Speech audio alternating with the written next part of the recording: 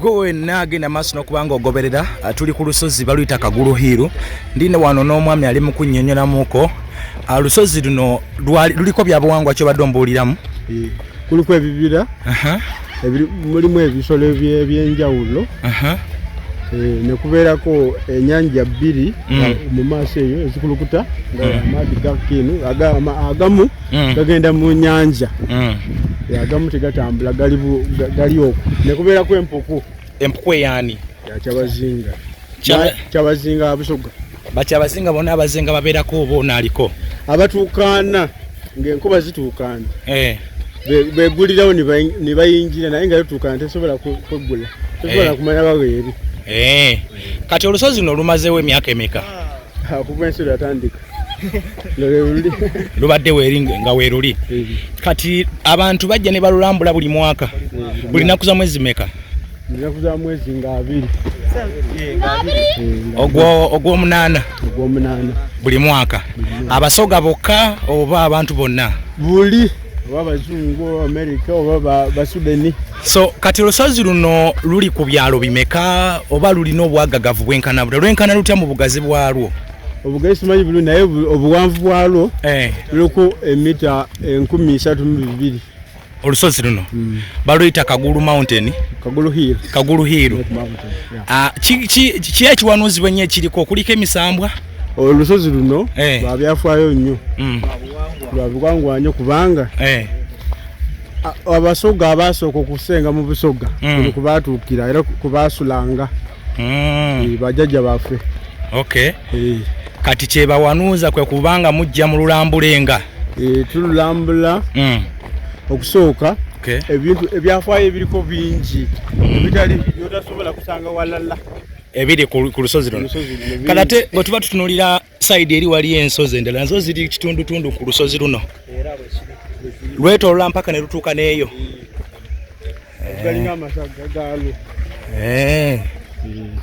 so tewali muntu yali mu nnaku zino tewali muntu yali afiiriddewoko ne bagamba nti oba olusozi lwasse omuntu oba kiki ebeera accident nga bona avuga emoloka nebako kati mizizo kijje kati okusinzira kirala mugaso galwo nukolanga situlire kubanga obanga olinnye eyo waggulu sobola okulaba Busoga yonna so osobola okulaba omulabi omulaba ayinza okukulumba kati okumulaba kati luliko byabuwangwa ki nga tonnaba dulinnya kutandika kwambuka nti oba osooka kukola kino waliwo ebintu emisooka kukola nga tonnaba kululinnya kakati luno olunaku emizizo gyonna kuliko abalutwala baba bamaze okubisaba ne bakiza abantu ojja ng'olinnya kati abalina okukola emikolo gyako bagikoze dda okulusengera kati baani abakola emikolo egyo waliwo omukyala gwe bayita Kagulu yalutwala atuula kuno alina esabeeso ejjuli ekitegeeza luliko abalubeerako nga tebavaako baliwo balubeerako n'ebisolo bibeerayo ne biri omuddo biki kati bwe weeyagadde kulutambula kiyinza kutwalira bbanga ki oba nnaku meka olutambula odumalako okugenda waggulu n'okukomawo oyinza okozesa essaawa nga 2.3 okwambuka ku lusozi lw'e Kagulu so kitegeeza nti olusozi luno kwe kutuula emisambwa gya Busoga gyonna egyabajjajjaffe temuginyiiza bw'obaawo ekinyiize mujja ku lusozi ne musaba emikisa byonna obuyagala mikisa ssente biki olaba ne Busoga geetabanguka tujja eno wabaawo kyabazinga yali agambye okujja naye okubeerako okutuulako era teri kyabazinga asobola kujja n'agamba nti ze kyabazinga nga tasoze kuyita bamuleeta eno bamukakasa nti yeye kekitegeeza nga gepanka n'ojja eno nga gepanka olinza obutavaayo ng'omulamu ekitegeeza abaganda gye babeerera n'enaggalabi gye batuuliza kabaka waabwe abasoga abajja Kagulu wano we bakola emikolo gyonna egy'obuwangwa egikolebwa ku kyabazinga ng'agenda kutuuzibwa n'abafuzi bangi abajja eno nga baagala okuwangula akalulu bajja eno basaba emikisa babeererawo ekitegeeza eno gyetera okulaba ne yali sipiika Kadaga kati minisita nga ajja olwe bamulaga ng'alinga ayingira mu mpuku yali ali ku lusozi luno atera nnyo okujja eno amanyi Kadaga atambula nnyo ne kyabazinga ate empuku KYABAZINGA yamanyi biki byakozesa neyeggula tomala gavumenti n'ogamba nti nkomyewo nzije n'osaba neyeggula. So kakati bw'obeera nga onyiizizza olusozi luno obanga olina ensobi gy'okoze n'olunyiiza kiki ekibaawo misango ki egibaawo naddala nga mu Busoga muno? Tebalina kye bagamba. Tosobola kugenda okolayo ensobi olw'ensonga mpozi oba oyagala kufa. Bw'obaako kasonyiiza ekintu kyonna kiwala ku lusozi luno bwe bakuyitaane omaze ebbanga ki ku kyalo kino? Naye nvaako nengenda nenkolakolakokko nenkomawo sibeerako buli kiseera naye nga kwokulidde. Kale tugende atulaba gwali ku Kimbo updates bano bolengera abakozi bannamawulire okuva ku mikutu egy'enjawulo bazze okulambula nabo ku lusozi luno nga bwe bagambye nti olusozi luliko ebyobuwangwa ebyenjawulo.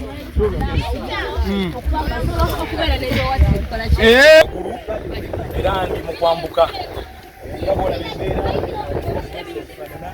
naye nange ngenda kwambuka eri ku lusozi era byonna ngenda bbanga batuusako ebikwatagana olusozi luno bwe batugambye nti olusozi lwa byafaayo nnyo buli kimu ogenda kubanga okifuna ku Kimbo update. Sigala nga ogoberera, sigala nga osubscribe naye mpulira amameme gatandise okunkuba.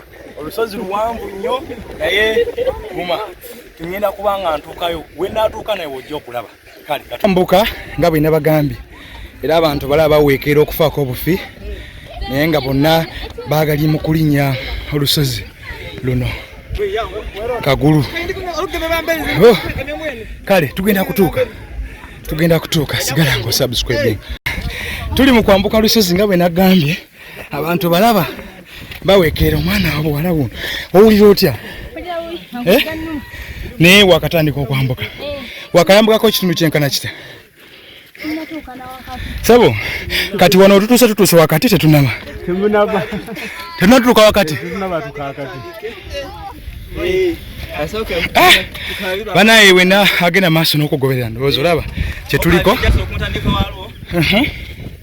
wano mba atandika butandisi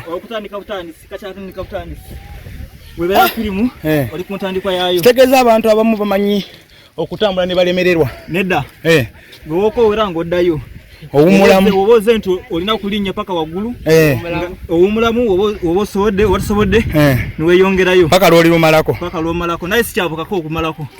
Yes sebo. So ali ku Kimbo updates ndowooza olaba banaye mwena abasoga bakagwa yonna gye muli abali Dubai abali Saudi Arabia abali Oman lero tuli wammwe tuli Kagulu tuli mu kulambula olusozi olw'ebyafaayo olwa KYABAZINGA abamu mwami wuno aleka akooye okooye mukulu kati ogenda komaawo gwe nkuwa amaaddi musajja ayagala amazzi ayabise nywako bunyonziriza amazzi gasiga kuwadde gwe bakwana nange nkyayambuka owulira otya oluvannyuma lw'okwambukako ekitundutundu? Oyagala okomewo oli bw'omaliridde?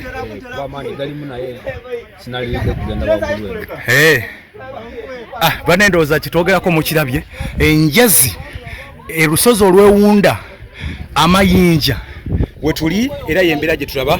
Omwami yagamba akomye wano era agenda kuddayo lwalifuna amaanyi agajjudde alikomaawo. Famire zijje omwami n'omukyala n'abaana nga wolengera. So go wena atugobera okusinzira mu mawanga ag'enjawulo, atugobera okusinzira ng'oli Dubai, atugoberera ng'oli Saudi Arabia, atugobera ng'oli Oman, atugobera ng'oli German.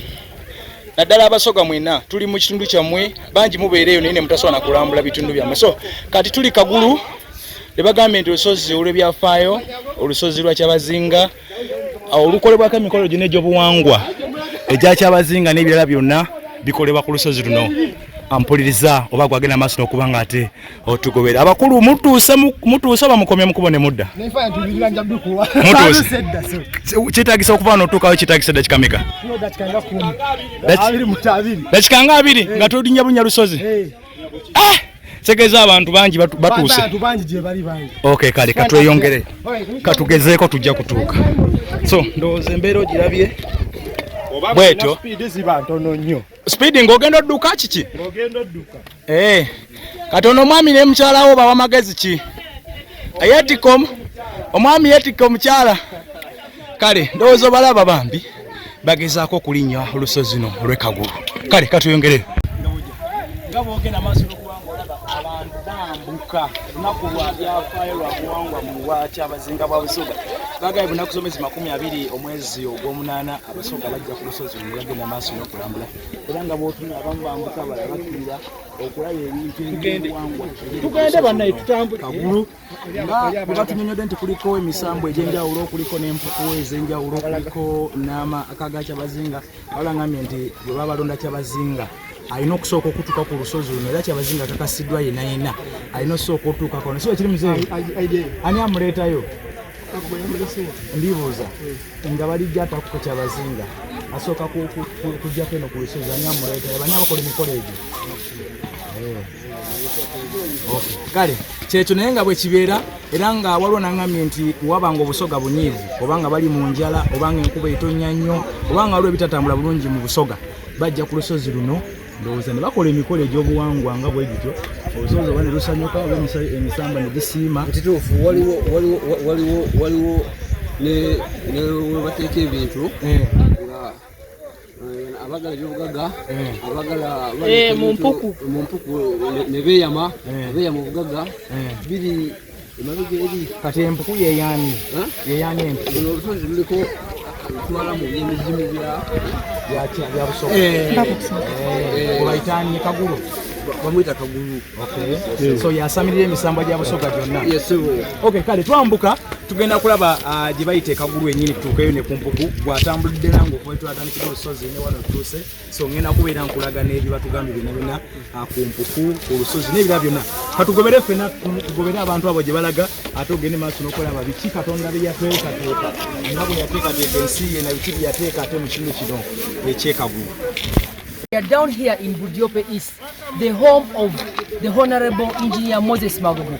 Ladies and gentlemen, where we are right now, as you see the people trying to reach the peak, this is the historical Busoga Mountains.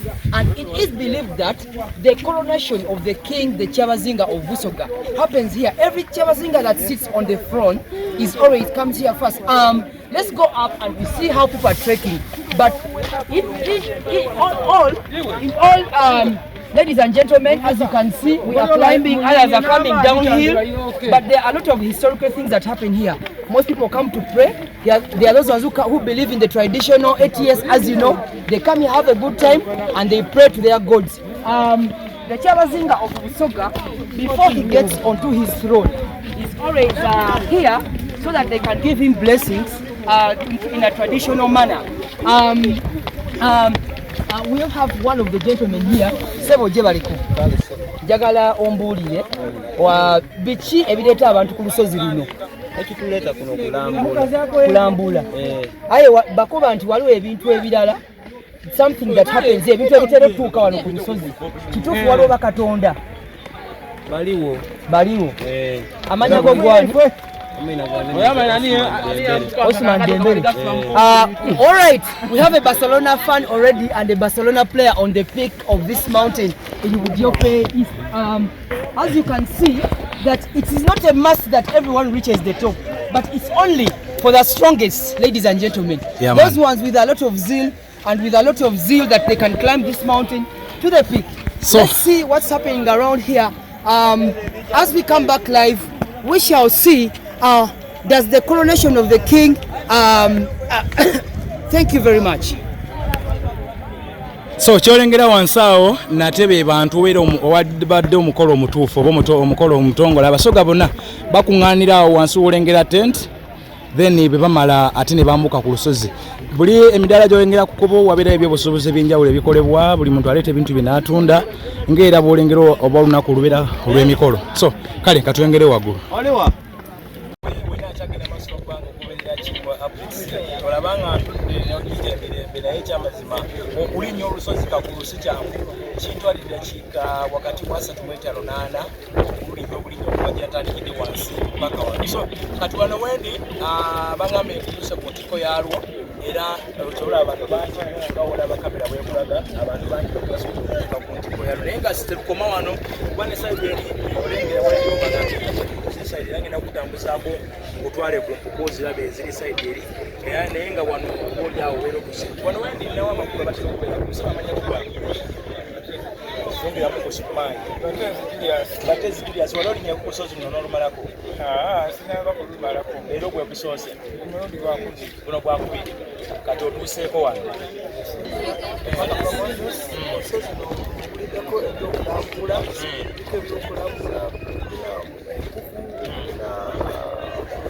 abajjako bajja ne balaba oyinza okukola okuyingira olaba ennyanja tawuni ezeetoolodde eki obusoga wano era oziraba olwaleero lwerusozi okulinnya ku lusozi kitegeeza olusozi luno tetulugaanibwa okulinnya kuba woowulira olusozi tebalugaana kulinnyako oba oyagala okulinnya ojja n'olinnya so luno lweyituddemu ebikwatagana n'obusoga byonna ebyobuwangwa by'obusoga biri ku lusozi luno Kagulu biki byowala okudeka ebyobuwangwa ddala ebyomuzizo byeboogera ku lusozi luno ebyomuzizo mpulira nti waliwo bundi bano bakyabazinga ajja kuno nabeera nayingira ava kulingiza abeera wano alinako empukuye nga kyabazinga kitegeeza buli kyabazinga abeerako ateeka okujja ku lusozi luno kuno esegezaako batuuliza nekyabazinga kwekuli emikolo egikolebwa okutuuza kyabazinga okutuuza wano waliwo nga ekyobuwangwa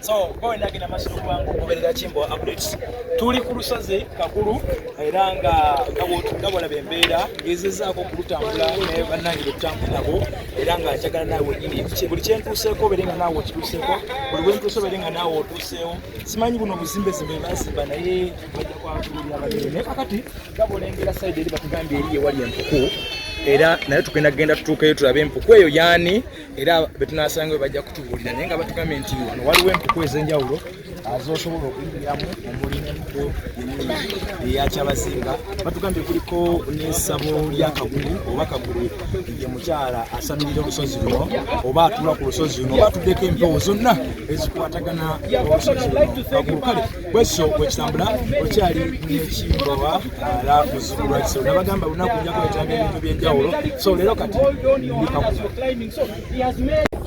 The historical and ethical type of sites that you must reach.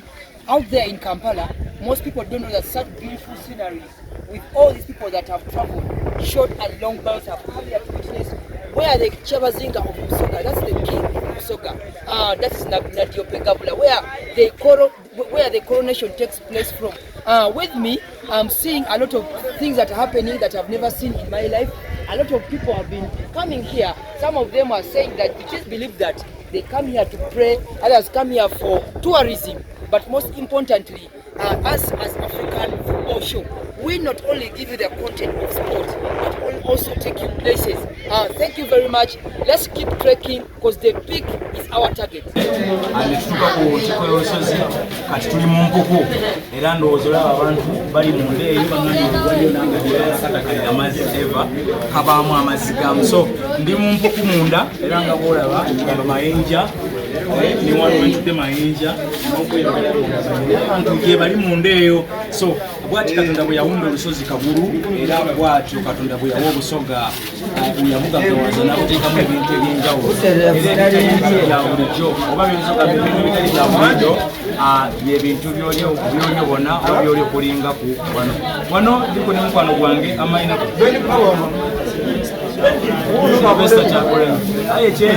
abantu beno mulikwetuma amayina mulikwebulika amayina ng'abayibya abandi bebulika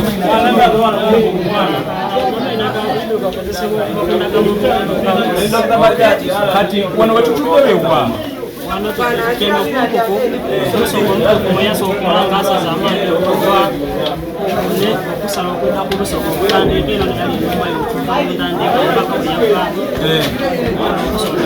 esegeeza obusoga bwatandikira wano wano ennyumba ya Kyabazinga mwe yasookera okusula bwe yatuuka mu Busoga kitegeeza wano Kyabazinga ajja kuwano atutwala alina kutambulira nga osinzira wano omulingo okumuteekera ngule wano webamutandika emikolo gyonna gitandikira wano. So ndaba ogenda maaso n'okulengera mu ndeeyo. So kiki mu ndeeyo abantu gye bayingira?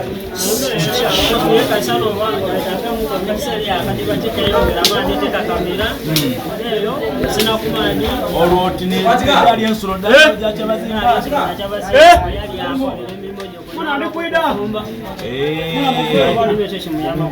So bintu ki ebyekizibwa ebyekyama ebiri ku lusozi luno? Bingi bina byogerwako aye ebintu bya Kyabazinga gye Busoga byonna mu bitembe tibyogerwako eri kwatwa akavaamu okusobola kubitegeera.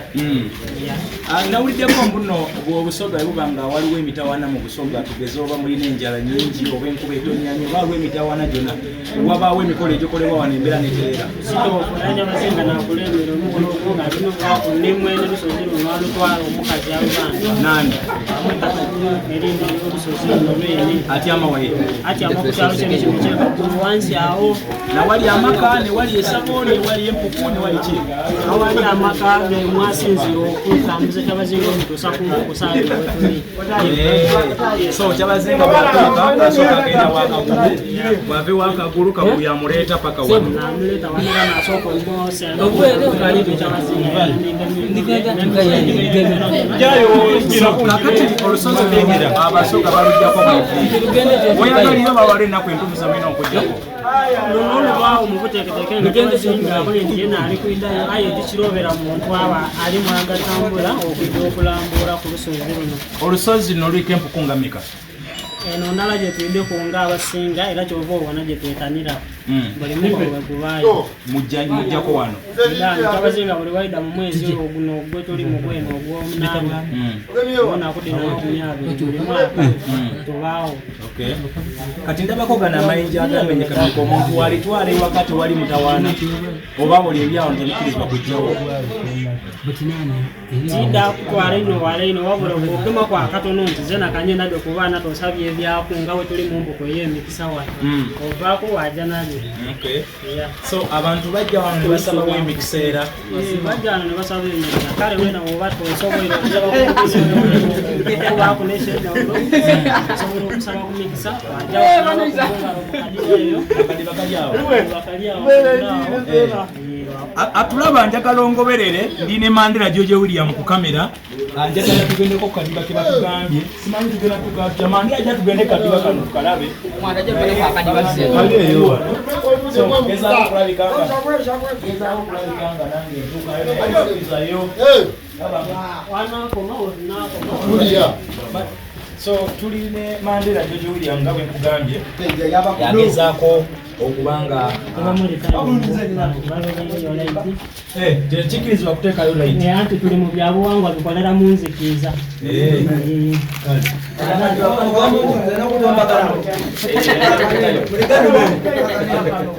Muli bwa munzikiriza okutabasaganya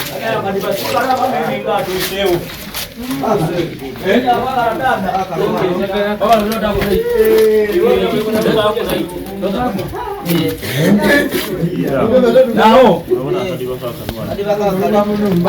agoberera tuli mu kadiba kano ke bayita akadiba kanire lwali oluzi lwa Kyabazinga yasooka era wano wabazze ajja naye n'akwatako mu mazzi ago kale katudeeyo. So webale gwagenda maaso n'okubanga ogoberera embeera bwetu Katonda bwe yawunda tebayita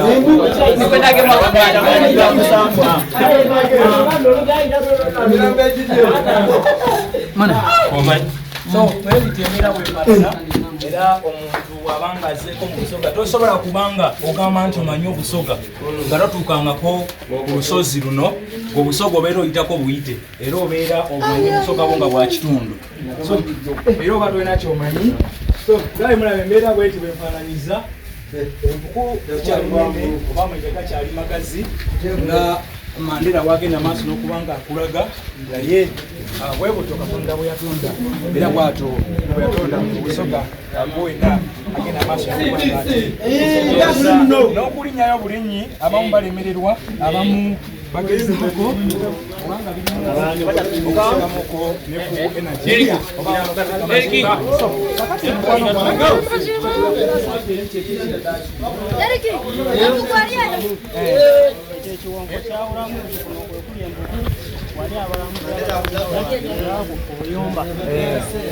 so empuku ziri ku side eno gye tuliko kati abalambuzi baba batuuse batuukira wali kuli obuyimba bwolengera atulaba empaka ez'okulundukirako yesenta gye bamalirako eyo. Okay, so emikolo egy'obuwangwa egikolebwa ku lusozi no gikolebwawa bwaba emikolo egikolebwa KYABAZINGA ze kagulu wali yengo wali bagikolera wa bamala okululinnya ne basengerera emizimu gyakuno bamala ne bakeeri wansi gye mutandikidde nga eriyo wabadde omukolo omutuufu gubeera wansi waalwo tegubeera waggulu ku lusozi.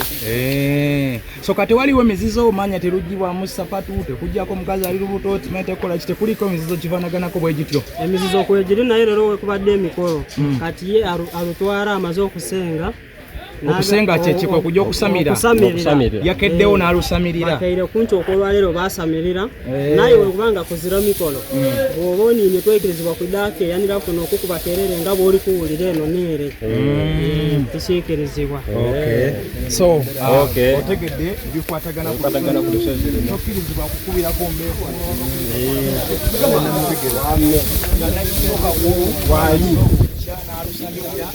ayogera n'emisambwa gyalwo bulungi ekyo kiba kiwedde so obeera oli waddembe kati olusozi no luli ku byalo nga bimeka mu bakagwa kuba ndaba nengera sayidi eri empuku amayita neri nengera luli ku byalo bimeka byalo nga bina ku bitano baba lumanyi mu kulutuma lulina obwagagavu bwenkana bwe obugazi obugazi wansi lunene sijja kulimba obuwanvu walo naye wangulu lulina efuuti 36 efuuti 36 kuva wansi walo okutuuka wangulu Desemba okuva gye twatandikire nga tulinnya amayinja emikolo gye gibeera okutuuka ku mwezi. Otugambye nti olusalosalo luno lwawula ekitundu ekyeno kamera njagala akulaga bulungi olusalosalo olwo osobole okwawula nti ekitundu kino kye tuliko otugambye ni bye bakolera ebyewali empuku then ekitundu kiri abalambuzi so kyeluvalu ekyo mumeramu omuddo n'emiti gyeno egiriku eminene gyene lwakuba nti tosobola kwakugusibwa. kati tusobola okuddayo nga tetusoose okuddayo eri ne tuyita waliwo shortcut kati bali abantu abali wali bakola ki abo baana bakwongera kwetegereza mbeera ya butonde bwansi batuuse ku ntikko yalwo kati batunula ebule n'ebweya kati kubaawo bw'oli mu makalo oba osobola okubona eri. Mandela George William kiki kyoyogera ku Katonda engeri yatondamu obusoga? Webale nnyo Omuganda ng'ekibowa kyewuunyisa nti ebintu nga bino bibeera mu kitundu ekyaffe ekya Uganda gye tuyita the Pearl of Africa. Ffe nga Fufa TV bwe tuvayo ne tujja mu bifo nga bino kiba kitegeeza nti tuba tutaddeyo nnyo omwoyo ku buwangwa bwaffe tisibya mupiira byokka wabula woera tegereza namungi w'omuntu ali mu kifo kino eno kikulagira ddala nti abantu baagalira ddala ebyobuwangwa bwabwe ate n'okutuuka ku lusozi luno waggulu si buli omuntu kyatteeka bajeti nti olina otuuka wabula abagumu era ab'amaanyi abalina enkizo abalaga amaanyi nti ndo kati tusobola otuukayo